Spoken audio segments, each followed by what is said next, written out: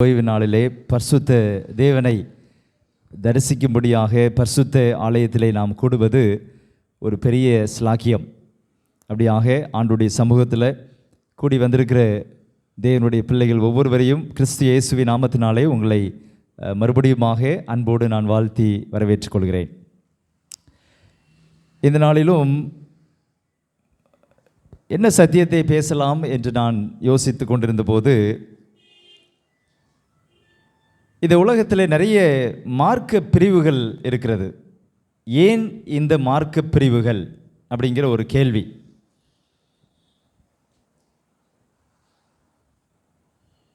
ஒரே தெய்வம், ஒரே விசுவாசம், ஒரே ஞானஸ்நானம். ஆனால் ஏன் இந்த உலகத்தில் அநேக மார்க்க பிரிவுகள் என்கிறது யுகம் நெடுகிலும் மக்கள் மனதிலே காணப்படக்கூடிய ஒரு கேள்வி. அதனால் ஏன் அநேக மார்க்க பிரிவுகள் என்கிற தலைப்பின் கீழாக ஒரு கேள்வியோடு இந்த செய்தியை நாம் துவங்க இருக்கிறோம். அதற்கு முன்பதாக பரிசுத்த ஆவியானவருடைய ஒத்தாசைக்காக நம்ம யாவரும் கண்களை மூடி ஜெபம் செய்வோம். எங்களை அதிகமாக நேசிக்கிற எங்கள் நல்ல ஆண்டவரே, இந்த பரிசுத்தமான வேலைக்காக ஆண்டவருக்கு நன்றி செலுத்துகிறோம். எங்கள் முன்பாக இருக்கிற ஒரு கேள்வி,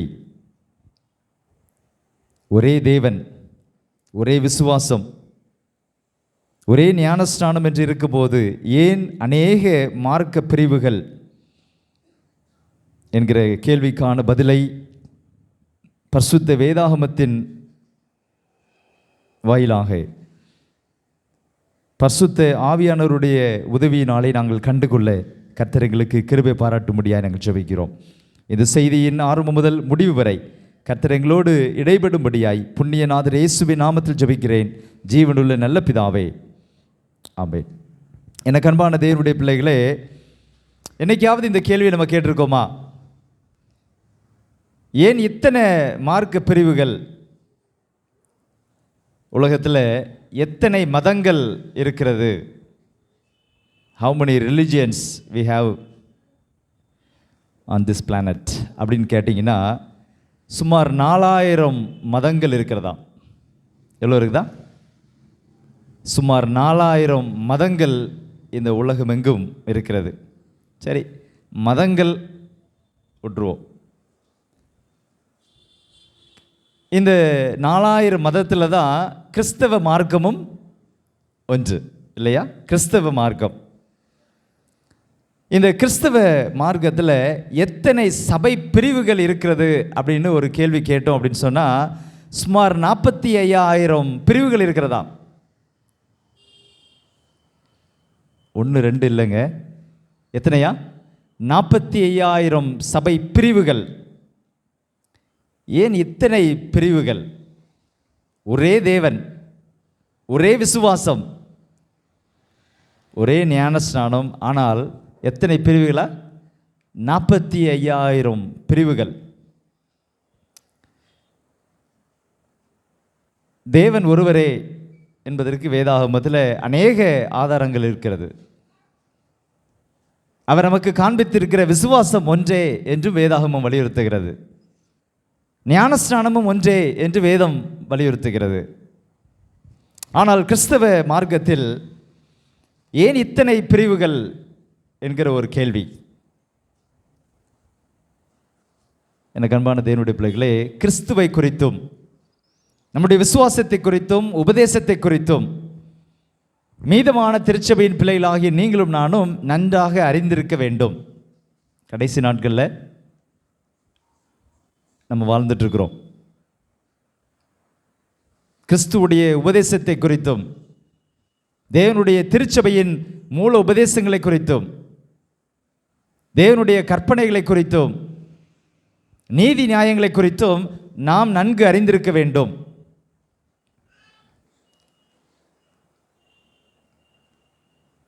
ஒன்று தீமோத்தேயு 1 அதிகாரம் 12வது வசனத்தை எடுத்தவங்க வாசிங்களேன். 1 தீமோத்தேயு 1 அதிகாரம் 12வது வசனம்.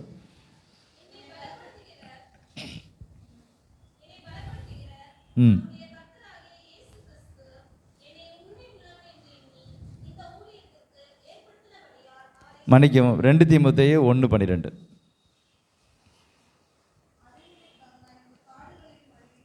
ம்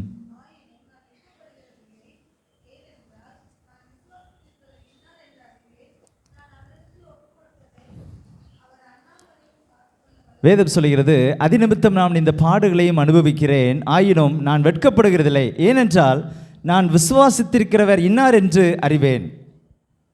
நீங்களும் நானும் விசுவாசிக்கிறவர் இன்னார் என்று நாம் அறிந்திருக்கிறோமா?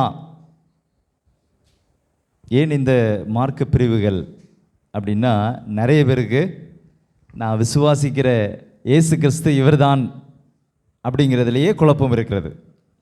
ஆனால் நமக்கு நாம் விசுவாசித்திருக்கிற தேவன் இவரே என்பதை நான் அறிந்திருக்கிறேன்.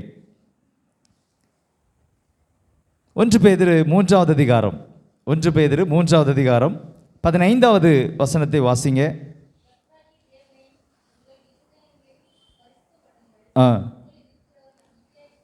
உங்களில் இருக்கிற நம்பிக்கையை குறித்து உங்களிடத்தில் விசாரித்து கேட்கிற யாவருக்கும், நல்லா கவனிக்க வேண்டிய ஒரு காரியம் என்ன அப்படின்னா, கர்த்தராகிய தேவனை உங்கள் இருதயங்களில் பரிசுத்தம் பண்ணுங்கள்.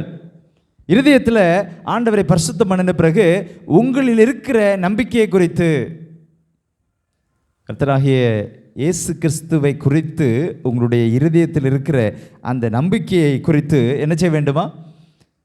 யார் உங்களிடத்தில் விசாரித்து கேட்குறாங்களோ அவங்களுக்கு என்ன செய்ய வேண்டும்? சாந்தத்தோடு வணக்கத்தோடும் அவர்களுக்கு உத்தரவு சொல்ல வேண்டும். உங்களில் இருக்கிற அந்த நம்பிக்கை எப்படிப்பட்டதாக இருக்கிறது? 7ஆம் நாள் அட்வென்ட் திருச்சபையும் நம்மளை சுற்றி இருக்கக்கூடிய மற்ற திருச்சபைகளை ஒன்றா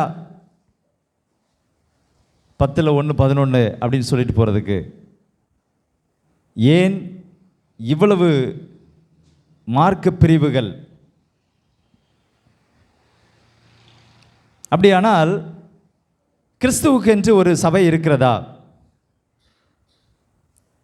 கிறிஸ்துவுக்குன்னு ஒரு சபை இருக்கிறதா? ஆண்டவர் வந்த எந்த சபைக்கு வருவார்? இப்படிலாம் நிறைய கேள்விகள் கேட்பாங்க இல்லையா? கிறிஸ்துவுக்கு என்று ஒரு சபை இருக்கிறது. அந்த சபை குறித்து வேதம் பேசுகிறது. மத்தேயு 16வது அதிகாரம் 18வது வசனத்தை எடுத்தவர்கள் வாசிங்க. மேலும் நான் உமக்கு சொல்லுகிறேன், நீ பேதுருவாய் இருக்கிறாய், இந்த கல்லின் மேல் என் சபையை கட்டுவேன். போதும், இந்த கல்லின் மேல் என் சபையை கட்டுவேன். ஒரு கேள்வி, எந்த கல்லின் மேல் சபையை கட்டுவேன் அப்படின்னு ஆண்டவர் சொன்னார்? இந்த கல்லின் மேல் என் சபையை கட்டுவேன். பேதுருவிடத்தில் இயேசு சொல்லியிருக்காரு, இந்த கல்லின் மேல் என் சபையை கட்டுவேன். இயேசு கிறிஸ்து என்னும் கற்பாரியின் மேல் இந்த சபை கட்டப்படும். இயேசு கிறிஸ்து என்கிற கற்பாரியின் மேல் இந்த சபை கட்டப்படும். வேதத்தில் நிறைய ஆதாரங்கள் இருக்கிறது. சபையுடைய மூளைக்கல், எபேசியர் 2வது அதிகாரத்திற்கு உங்களுடைய கவனத்தை திருப்புங்க. எபேசியர் 2வது அதிகாரம் 19வது வசனத்திலிருந்து அப்படி ஒவ்வொன்றா வாசிங்க. ஆகையால் நீங்கள் இனி அந்நியரும் பரதேசிகளுமாய் இராமல் பரிசுத்தவான்களோடே ஒரே நகரத்தாரும் தேவனுடைய வீட்டாருமாயிருந்து அப்போஸ்தலர் தீர்க்கதரிசிகள் என்பவருடைய அஸ்திபாரத்தின் மேல் கட்டப்பட்டவர்களுமாய் இருக்கிறீர்கள். சரியா? அங்கே அப்போஸ்தலர் தீர்க்கதரிசிகள் என்பவருடைய அஸ்திபாரத்தின் மேல் கட்டப்பட்டவர்களுமாய் இருக்கிறீர்கள். அதற்கு இயேசு கிறிஸ்து தாமே எதுவாக இருக்கிறாரா? மூளைக்கு தலைக்கல்லாக இருக்கிறார், மூளைக்கல்லாக இருக்கிறார். இயேசு கிறிஸ்து மூளைக்கல்லாக சபையின் மூளைக்கல் யார் அப்படின்னா இயேசு கிறிஸ்து. சபைக்கு அஸ்திபாரம் யார் அப்படின்னா இயேசு கிறிஸ்து. சபை இயேசு கிறிஸ்து என்கிற கற்பாரையின் மேல் கட்டப்பட வேண்டும். அதுதான் சபை, மெய்யான சபை. அன்பான தேவனுடைய பிள்ளைகளே, நம்மளுடைய ஆலயம் இயேசு கிறிஸ்து என்கிற கற்பாரையின் மேல் அஸ்திபாரம் போடப்பட்ட ஒரு சபையாக இருக்கிறதா? இயேசு கிறிஸ்துவுடைய அஸ்திபாரம் எப்படி இருக்கும்? உறுதியாக இருக்கும். இல்லையா? 1 கொரிந்தியர் 3வது அதிகாரம் 11வது வசனத்தில் சபையுடைய அஸ்திபாரம் இயேசு என்று வேதம் சொல்கிறது. போடப்பட்டிருக்கிற அஸ்திபாரமாகிய வாசிங்க, வேற ஒரு அஸ்திபாரத்தையும் போடுவதற்கு ஒருவனாலும் கூடாது. இயேசு கிறிஸ்து தான் அஸ்திபாரம், வேற அஸ்திபாரமே கிடையாது. சபையுடைய அஸ்திபாரம் இயேசு, சபையுடைய மூளைக்கல் இயேசு.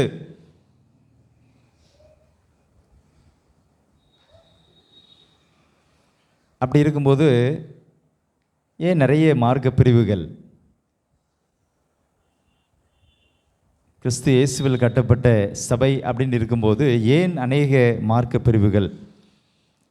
சரி, சபையுடைய தலைவர் யார்? சபையுடைய தலைவர் யார்? எபேசியர் 5வது அதிகாரம் 23வது வசனம் நமக்கு மிக தெளிவாக காண்பிக்கிறது. கிறிஸ்து சபைக்கு தலையாக இருக்கிறது போல, கிறிஸ்து சபைக்கு தலையாக இருக்கிறது போல அப்படின்னா என்ன அர்த்தம்? கிறிஸ்து தான் சபைக்கு தலைவர், சபையுடைய தலைவர் கிறிஸ்து.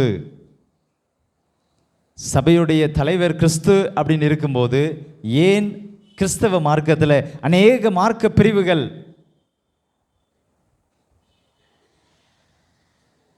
எபேசியர் 1வது அதிகாரம் 23வது வசனம் சொல்கிறது, எல்லாவற்றையும் எல்லாவற்றினாலும் நிரப்புகிறவருடைய நிறைவாகிய சரீரமான சபைக்கு அவரை எல்லாவற்றிற்கும் மேலான தலையாக தந்தருளினார்.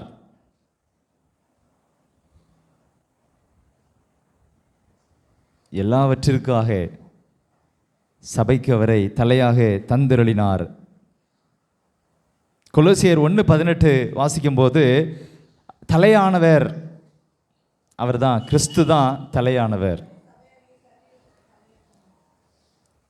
சபையாகிய சரீரத்திற்கு தலையானவர், தலைமையானவர், தலைமைத்துவம், தலைவர், அஸ்திபாரம், மூளைக்கல் எல்லாமே கிறிஸ்து கிறிஸ்து கிறிஸ்து.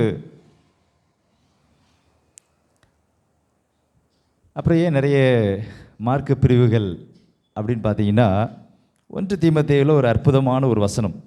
1 தீமோத்தேயு 3வது அதிகாரம் 15வது வசனத்தை வாசிக்கும்போது, 1 தீமோத்தேயு 3:15,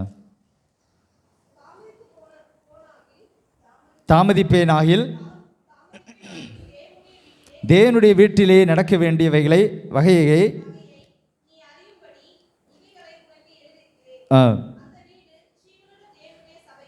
அந்த வீடு ஜீவனுள்ள தேவனுடைய சபையாய் எப்படி இருக்குமா? சத்தியத்திற்கு தூணும் ஆதாரமாய் இருக்கும். தேவனுடைய திருச்சபை என்பதற்கு என்ன அடையாளம்? நிறைய சபைகள் இருக்கலாம், பிரம்மாண்டமாக கட்டப்பட்டிருக்கலாம், கோடி ரூபா போட்டு என்ன செஞ்சிருக்கலாம், ஒரு பிரம்மாண்டமான ஆலயத்தை கட்டியிருக்கலாம், புதுசாக கட்டப்பட்டிருக்கலாம், அல்லது ஒரு பழைய ஆலயமாக இருக்கலாம், ஆங்கிலேயர்கள் காலத்தில் கட்டப்பட்டதாக இருக்கலாம், புதிய புதிய தொழில்நுட்பத்தோடு கட்டப்பட்ட ஆலயமாக இருக்கலாம். அதெல்லாம் ஒரு ஆதாரமாக எடுத்து இதுதான் புதுசாக இருக்குது, இந்த சபைக்கு தான் நிறைய ஆட்கள் வராங்க, இது ரொம்ப காலமாக இருக்குது, இது பிரம்மாண்டமான ஒரு கோபுரம், இது பிரம்மாண்டமான ஆலயம், அதனால் இந்த ஆலயம் தான் உண்மையாக இருக்கும் அப்படின்னு சொல்லி எந்த ஆதாரமும் வேதத்தில் சொல்லப்படவில்லை. ஒரே ஒரு ஆதாரம் தான் இந்த வசனம் சொல்லுது, அந்த வீடு ஜீவனுள்ள தேவனுடைய சபையாய், ஜீவனுள்ள தேவனுடைய சபையாய். தூத்துக்குடி 7ஆம் நாள் அட்வென்ட் திருச்சபை இருக்கிறதா? இருக்க வேண்டும். தேவனுடைய மெய்யான திருச்சபை, மீதமான திருச்சபை எப்படி இருக்க வேண்டும்? ஜீவனுள்ள தேவனுடைய சபையாய். அதோடு முடியல, சத்தியத்துக்கு தூணும் ஆதாரவுமாய் இருக்கிறது. தேவனுடைய திருச்சபை இயேசு கிறிஸ்து தான் அதற்கு அஸ்திபாரம், இயேசு கிறிஸ்து தான் மூளைக்கு தலைக்கல், இயேசு கிறிஸ்து தான் தலைவர், அவர்தான் தலைமைத்துவம். அப்படிப்பட்ட அந்த திருச்சபை ஜீவனுள்ள தேவனுடைய சபைக்கு சத்தியத்திற்கு தூணும் ஆதாரவுமாய் இருக்கிறது. இந்த உலகத்தில் மக்கள் சுலபமாக பரலோகத்துக்கு போயிடணும் அப்படிங்கிறதுல சாத்தானுக்கு துளி அளவும் விருப்பம் இல்லை. அதனால தான் என்ன செய்கிறான், நிறைய மார்க்க பிரிவுகளை, நிறைய கிறிஸ்தவ மார்க்கத்திலே நிறைய பிரிவுகளை கொண்டு வருகிறான். எது உண்மை அப்படின்னு கண்டுபிடிக்கிறதுல ஒரு குழப்பம் வருது இல்லையா? ஜீவனுள்ள தேவனுடைய சபை சத்தியத்திற்கு தூணும் ஆதாரவுமாய் இருக்க வேண்டும். எனக்கு அன்பான தேவனுடைய பிள்ளைகளே, மீதமான திருச்சபையில் இருக்கிற நாம சத்தியத்தை நம்ம படிக்கலைன்னு சொன்னால் எது உண்மை எது பொய்ன்னு நமக்கு தெரியாது. ஆண்டுடைய இரண்டாம் வருகை குறித்ததான செய்தியில் மத்திய 24வது அதிகாரத்தில் அநேக அடையாளங்கள், கள்ள தீர்க்கதரிசிகளுக்கு எச்சரிக்கையாக இருங்கள் அப்படின்னு ஒரு ஆலோசனை கொடுக்கப்பட்டிருக்கிறது. இங்கே அற்புதங்கள் நடக்கிறது. அப்போ அதுதான் உண்மையான சபையாக இருக்கும். இன்றைக்கி நிறைய பேர் சொல்லுவாங்க, இங்கே வந்தாலும் ஏசப்பாவை தான் தொழுதுக்குள்ளே போகிறோம், அங்கே போனாலும் ஏசப்பாவை தான், எல்லாம் ஒன்று தான், எல்லாம் ஒன்றாயிருமா? ஜீவனுள்ள தேவனுடைய சபை சத்தியத்திற்கு தூணும் ஆதாரமாய் இருக்கிறது. யோவான் 10வது அதிகாரம், யோவான் 10வது அதிகாரம் 16வது வசனத்தை வாசிங்க. யோவான் 10:16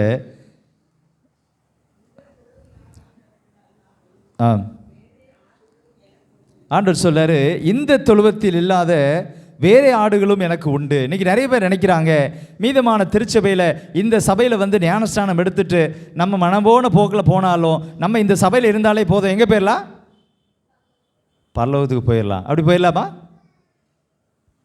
மீதமான சபையில் மீதமான சபை பரலோகத்துக்கு போகும் அப்படின்னு ஏதாவது வேத ஆதாரங்கள் இருக்கிறதா? மீதமான சபையில் ஆண்டவருக்காக கடைசி வரைக்கும் முடிவு பரியந்தம் உண்மையாக இருக்கிற மீதமான தேவனுடைய பிள்ளைகள் மாத்திரமே என்ன செய்வார்கள்? எலன் ஒயிட் அம்மையார் சொல்கிறத படித்து பார்த்தீங்கன்னு வைங்களேன், இன்னும் நமக்கு ஆச்சரியமாக இருக்கும். 10 பேரில் ஒருத்தவங்க தான் போவாங்களாம். நம்ம இருக்கிறோம் அப்படின்னா 10ல் ஒருத்தர் போகிறதே ரொம்ப கஷ்டம். நம்ம வருவோம் அந்த லிஸ்ட்டில், நம்ம எல்லோரும் வரணும் அப்படின்னு ஒன்று 40, 50, ஐயோ இங்கேருந்து 5 பேர் தான் போவாங்களா? ஐயோ அப்படி இல்லை. உலகம் முழுவதும் இருக்கக்கூடிய மீதமான திருச்சபையிலிருந்து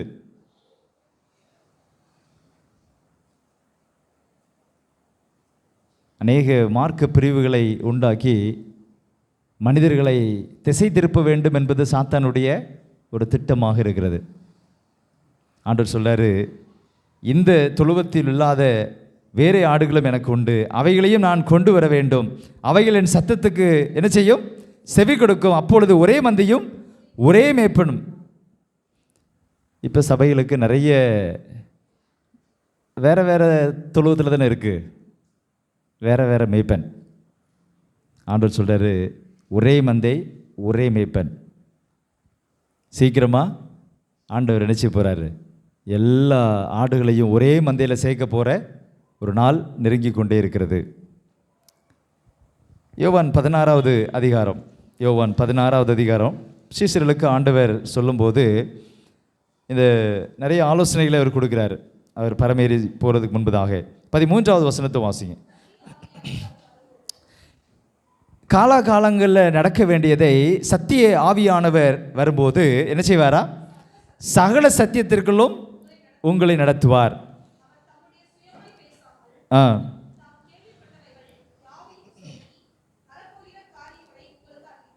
சத்திய ஆவியானவர் வரும்போது வரப்போகிற காலங்களில் நடக்கப் போகிறதை ஆண்டவர் என்ன செய்வார்? உங்களுக்கு அவர் அறிவிப்பார் என்று வேதம் சொல்கிறது. ஆவியானவர் காலாகாலங்களில் என்னென்ன காரியங்கள் நடக்குமோ அதையெல்லாம் என்ன செய்வார்?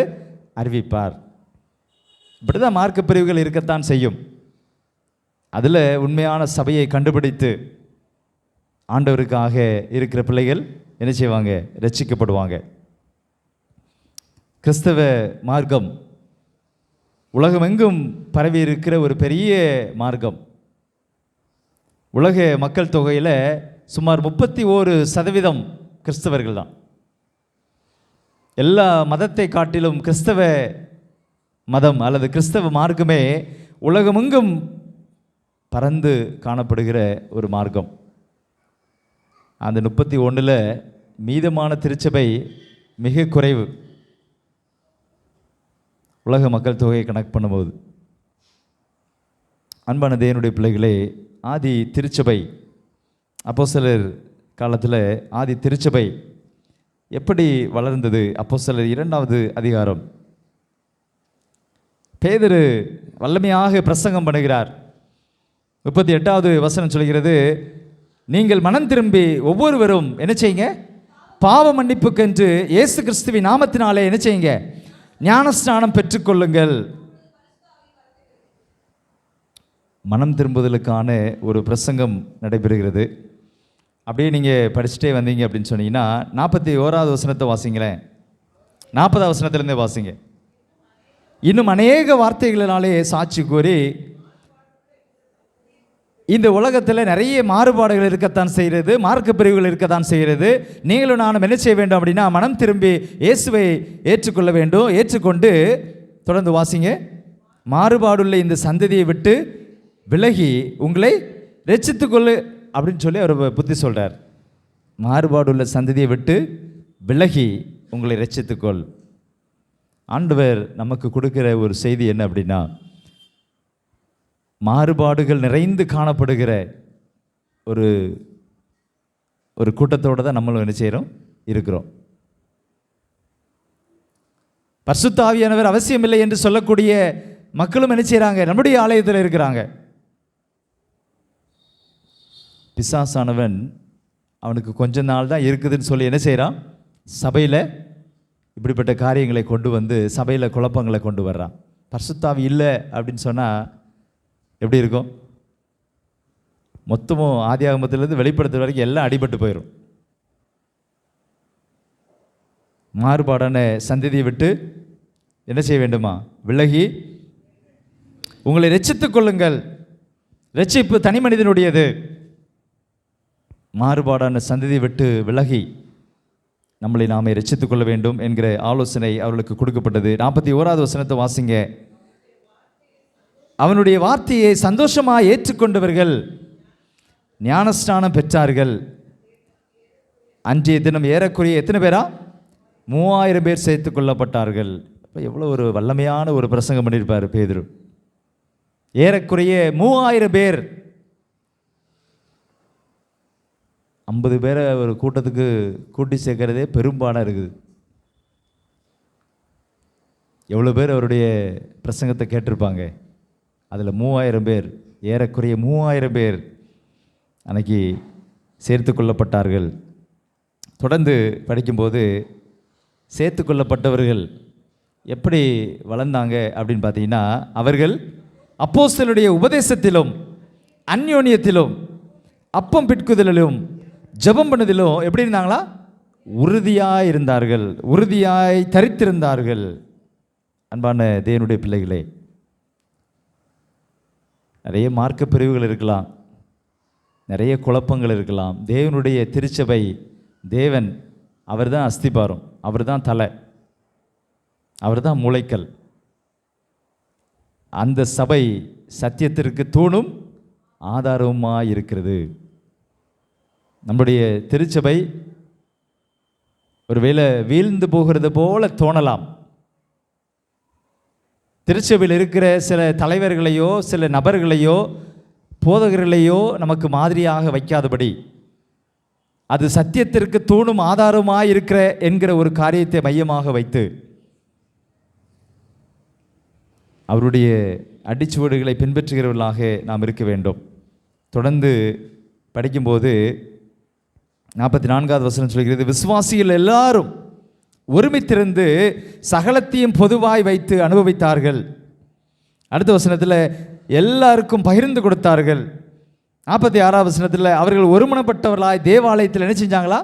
அனுதினமும் தரித்திருந்து வீடுகள் தோறும் அப்பம் விட்டு மகிழ்ச்சியோடும் கபடமில்லாத இருதயத்தோடும் ஜெபம் பண்ணி தேவனை துதித்து ஜனங்கள் எல்லாரிடத்திலும் தயவு பெற்றிருந்தார்கள். ரட்சிக்கப்படுகிறவர்களை கர்த்தர் என்ன செஞ்சாரா? அனுதினமும் சபையில் சேர்த்து கொண்டே வந்தார். சபை பெருகியது, சபை வளர்ந்தது.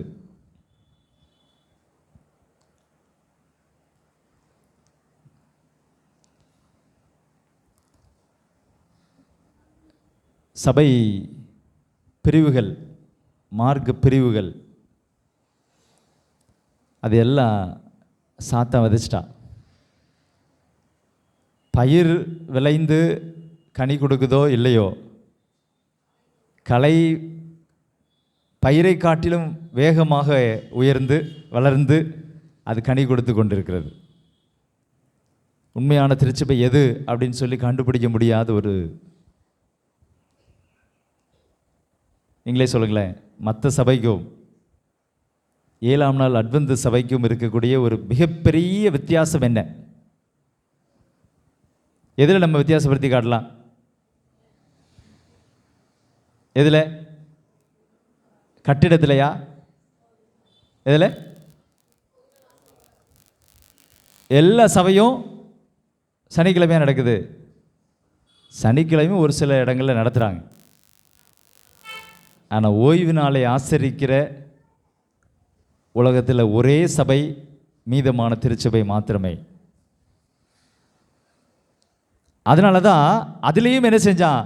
ஓய்வு நாள் சனிக்கிழமை கிடையாது, ஞாயிற்றுக்கிழமை அப்படின்னு சாத்தான் என்ன செஞ்சான்? ஓய்வு நாளிலும் மக்களை என்ன செய்ய வேண்டும்? குழப்பி சத்தியத்தை பின்பற்றாதபடி. அவனுடைய நோக்கம்தான் என்ன அப்படின்னு சொன்னால், இந்த மெய்யான திருச்சபையை அவர்கள் கண்டுகொண்டால் அதுக்குள்ளே போயிட்டாங்கன்னா என்ன செஞ்சிருவாங்க? பரலோகத்துக்கு போகிற வழியை கண்டுபிடிச்சிருவாங்க. பரலோகத்துக்கு நம்மளை என்ன செஞ்சிடக்கூடாது? போக விட்டுறக்கூடாது. அதுதான் அவருடைய சாத்தானுடைய நோக்கமாக இருக்கிறது. 1 தீமோத்தேயு 6ஆவது அதிகாரம் 3ஆவது வசனத்திலிருந்து 5ஆவது வசனம் வரைக்கும் படிச்சிங்க அப்படின்னு சொன்னால் ஒரு சில காரியங்கள் சொல்லப்பட்டிருக்கிறது. யாராவது வாசிங்களேன், வாசிக்காதவங்க யாராவது வாசிங்களேன். 1 தீமோத்தேயு 6ஆவது அதிகாரம் 3ஆவது வசனத்திலேருந்து 5ஆவது வசனம் வரைக்கும் வாலிபர்கள் யாராவது வாசிக்கிறீங்களா? இங்கே வாசிக்கிறாங்க. ஜாஸ்லின் சிஸ்டர் வாசிக்கிறாங்க, வாசிங்க. ஜாஸ்லின் சிஸ்டர் வாசிக்கிறாங்க. 1 தீமோத்தேயு 6ஆவது அதிகாரம் 3ஆவது வசனத்திலிருந்து.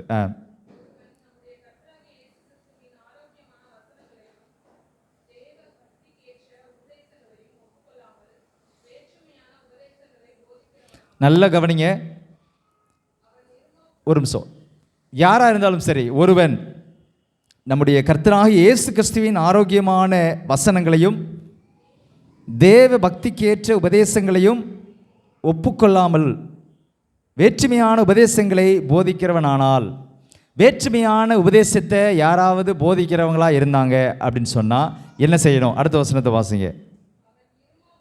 அவன் இருமாப்புள்ளவனும் ஒன்றும் அறியாதவனும் தர்க்கங்களையும் வாக்குவாதங்களையும் பற்றி நோய் கொண்டவனுமாய் இருக்கிறான். அவைகளாலே பொறாமையும் சண்டையும் தூஷணங்களும் பொல்லாத சம்சயங்களும் உண்டாகி. சரியா? தொடர்ந்து அதுக்கடுத்த வசனத்தையும் படிக்கும்போது, இப்படிப்பட்ட காரியங்களை விட்டு விலகு.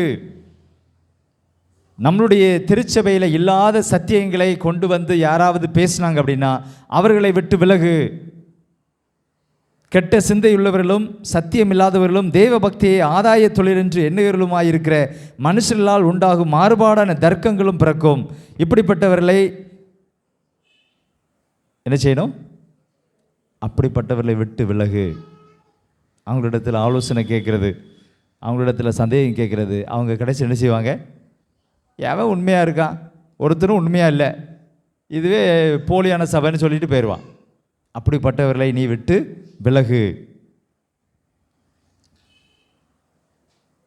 சரியான உண்மையான சபையை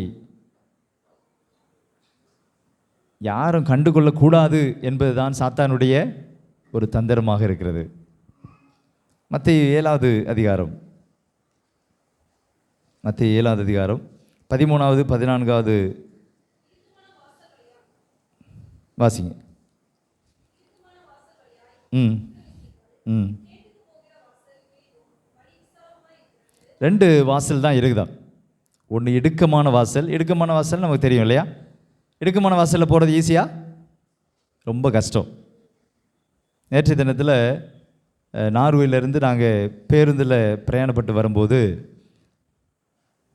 ஒரு ஏசி பஸ்ஸு வந்து நின்றுச்சு. சரி, அதில் வேறு பஸ்ஸில் ஏறி உட்காந்துருந்தோம். அது லேட் ஆகும் அப்படின்னா ஏசி பஸ்ஸுனால் கொஞ்சம் சீக்கிரமாக போயிடும் அப்படின்ட்டு ஓடி ஏசி பஸ்ஸில் ஏறலான்னு போய் பார்த்தா பயங்கர கூட்டம். இவங்களெல்லாம் அனுப்பி விட்டுட்டு அந்த பஸ்லேயும் இடம் பெறக்கூடாது, அங்கேயே உட்காந்துருவோமான்னா இவங்கெல்லாம் போய் நிற்காங்க. சரி பார்ப்போம் அப்படின்னா வேறு வழி இல்லாமல் ஜெசிகாவை உள்ளே அனுப்பணும். ஜெசிகா நஞ்சிட்டான்னு தான் நினச்சேன்.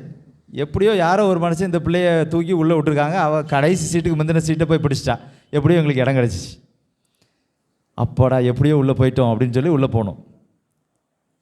திருப்பி இறங்கணும். திருநெல்வேலி வந்துட்டு திருநெல்வேலியில் இறங்கணும். எல்லாரும் இறங்கிட்டாங்க. கடைசியாக 2 ஆத்துமா இருக்குது, பாஸ்டமாவும் நானும் தான் உள்ளே கடைசியாக இறங்கணும். எல்லோரும் இறங்கினதுக்கு பிறகு ஃப்ரீயாக இறங்கணும், லக்கேஜ் எல்லாம் எடுத்துகிட்டு இறங்கணும்ல அப்படின்னு சொல்லி நாங்கள் மெதுவாக இறங்கிறோம். எப்படி ஏறும்போது கூட்டம் இருந்துச்சோ அதே மாதிரி திருநெல்வேலியிலேருந்து நார்வேல் போகிற உடனே அந்த பஸ்ஸு திருப்பி அப்படியே நார்வேலுக்கு போகுது. இறங்க முடியல. நான் 2 பேக் வச்சுருக்கிறேன். கடைசியில் நான் எப்படி இறங்கினேன்னு ஒரு 5 அடி தூரத்துக்கு என் கால் கீழே பட்டுச்சா யாரை மிதிச்சுன்னு தெரியாது. அவங்க சொல்கிறாங்க பேக்கெல்லாம் மேலே தூக்கிடுங்க. கையையே தூக்க முடியாது, எங்கே பேக்கை தூக்க. அவங்களே பேக்கெல்லாம் மேலே தூக்கி அவங்களே கொண்டு போய் பிளாட்ஃபார்முக்கு அந்த சைடில் கொண்டு போய் விட்டாங்க. பிள்ளையெல்லாம் எப்படி தான் தப்பிச்சாங்கன்னு தெரியல. அப்படியே நச்சிட்டாங்க எல்லாருக்குமே.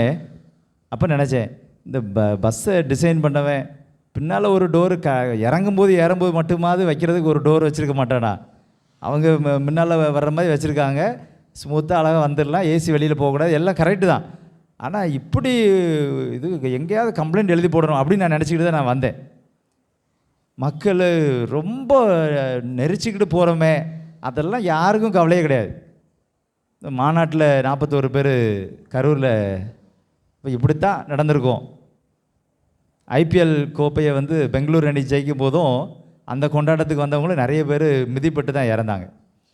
இப்போ யோசித்து பார்க்குறேன், இடுக்கமான வாசல் வழியாக பிரவேசிக்கணும்னு இங்கே என்ன சொல்லப்பட்டிருக்கிறது. பரலோகத்துக்கு போகிற பாதை எப்படி இருக்குதா? இடுக்கமான, சில நேரங்களில் சில கஷ்டங்கள், சில பிரச்சனைகள், போராட்டங்கள் எல்லாத்தையும் தாண்டி தான் வரணும். ஓய்வு நாள் ஆசிரிக்கிறதா அப்படி சும்மா அப்படியே போய் ஓய்வு நாள் ஆசிரிச்சுட்டு அப்படியே பரலோகத்துக்கு போக முடியுமான்னா அப்படி போக முடியாது. நான் ஆண்டவருக்கு உண்மையாக தான் இருக்கிறேன், எனக்கு ஏன் பிரச்சனை வருது அப்படின்னு பின்வாங்கி போகிறவங்க நிறைய பேர் இருக்கிறாங்க. பிரச்சனை வரும். யோபுக்கு வந்த மாதிரி வந்துச்சா உங்களுக்கு? அவர் என்ன சொன்னார்? நிர்வாணியா என் தாயின் கற்பத்திலிருந்து வந்தேன், நிர்வாணியா இடத்துக்கு திரும்புவேன். கர்த்தர் கொடுத்தார், கர்த்தர் எடுத்தார். அவருக்கு என்ன பிரச்சனைங்க? 10 பிள்ளைகள் செத்து போயிட்டாங்க. நமக்கு 10 பிள்ளை இருந்து ஒரு பிள்ளை செத்து போனால் சந்தோஷமாக இருப்போமா? என்ன ஆண்டவர், அவருக்காக நான் உத்தமனாக இருந்தேன், சன்மார்க்கமாக நடந்தேன், பொல்லாப்புக்கு விலகினேன், என் பிள்ளைகளை எடுத்துட்டாரு. எத்தனை ஜென்மம் எடுத்தாலும் நான் அவரை தேட மாட்டேன் அப்படி தான் நம்ம சொல்லுவோம். வேதம் சொல்கிறது, ஜீவனுக்கு போகிற வாசல் இடுக்கமும் வழி நெருக்கமாக இருக்கிறது, அதை கண்டுபிடிக்கிறவர்கள் சிலர், மீதமான திருச்சபையை கண்டுபிடிப்பவரும் சிலர்.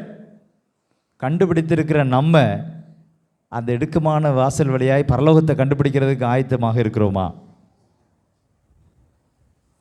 தொடர்ந்து அதை வாசிக்கும் போது 19வது வாக்கியம் என்ன சொல்கிறதுனா, நல்ல கனிகொடா மரமெல்லாம் வெட்டுண்டு அக்கினியிலே போடப்படும், ஆதலால் அவருடைய கனிகளினாலே அவர்களை அறிவீர்கள். பரலோகத்தில் இருக்கிற என் பிதாவின் சித்தத்தின்படி செய்கிறவனே பரலோக ராஜ்யத்தில் பிரவேசிப்பான்.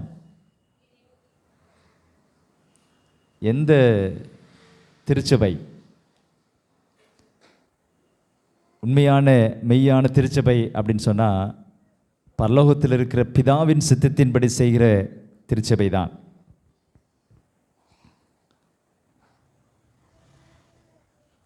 பரலோகத்தில் இருக்கிற பிதாவின் சித்தத்திற்கு நம்மளை ஒப்பு கொடுக்கிறவர்களாக ஒரு சபையாக நாம் மாற வேண்டும். வெளிப்படுத்தல் 14வது அதிகாரம், வெளிப்படுத்தல் 14வது அதிகாரம் 12வது வசனம். மெய்யான திருச்சபை எது அப்படின்னு பார்த்தீங்கன்னா, தேவனுடைய கற்பனைகளையும், தேவனுடைய கற்பனைனா 10 பிரமாணத்தையும், இயேசுவின் மேல் விசுவாசத்தையும் காத்துக்கொள்வர்களாகிய பரிசுத்தவான்களுடைய பொறுமை இதிலே விளங்கும். அன்பான தேவனுடைய பிள்ளைகளே, அந்த மெய்யான சபையை நம்ம கண்டுபிடிக்கக்கூடாது என்பது தான் சாத்தானுடைய தந்திரம். அதனால தான் நிறைய சபை பிரிவுகள். மெய்யான சபையை கண்டுபிடிச்சிருக்கிற நாம அந்த மெய்யான சத்தியத்திற்கு தூணும் ஆதாரமாக இருக்கிற வேத சத்தியத்திற்கு நம்மளை முழுவதுமாக ஒப்பு கொடுத்து நம்ம தான் உண்மையான சபை என்பதை மற்றவர்களுக்கு பறைசாற்றி ஆண்டுடைய 2ஆம் வருகையை துரிதப்படுத்துவோம். அப்படிப்பட்ட கிருபைகளை ஆண்டவர் நம் அனைவருக்கும் கொடுப்பாராக. ஆமென்.